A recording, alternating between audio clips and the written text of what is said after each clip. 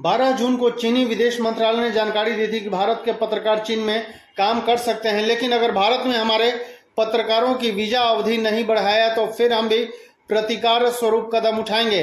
चीनी प्रवक्ता ने कहा कि 2020 से ही भारतीय पक्ष के सामने चीनी पत्रकारों के लिए वीजा अवधि बढ़ाने का आवेदन दे रहे हैं, लेकिन भारत थोड़े थोड़े समय के लिए अवधि बढ़ा रहा है। कई बार वह 3 महीने के लिए बढ़ाते हैं तो कई बार मात्र 1 महीने की अवधि बढ़ाते रहे हैं। यही वजह है कि कभी हमारे 14 पत्रकार नई दिल्ली में हुआ करते थे, पर आज मात्र 1 पत्रकार रह गया है। चीनी मामलों के जानकार वरिष्ठ पत्रकार ब्रह्म चेल्लानी ने सोशल मीडिया पर अपनी टिप्पणी पोस्ट की है। उन्होंने लिखा है कि ऐसे प्रकरण से किसे नुकसान होगा यह पूरी दुनिया को पता है। चेल्लानी ने कहा कि भारत के पत्रकार चीन में फील्ड रिपोर्टिंग बहुत कम करते हैं।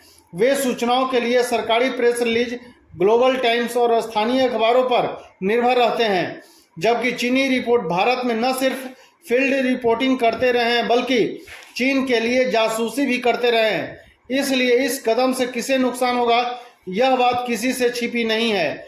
उन्होंने यह भी लिखा है कि 2020 में अमेरिका ने भी चीन के खिलाफ ऐसे ही कदम उठाए थे। चीन ने इसी साल अप्रैल में 4 में से 2 भारतीय पत्रकारों की वीजा अवधि बढ़ाने से इनकार कर दिया था। इससे पहले भारत ने मार्च में एक चीनी पत्रकार को दिल्ली छोड़ने का आदेश दे दिया था। इसके बाद फिर से चीन ने एक और पत्रकार का वीजा समाप्त कर दिया।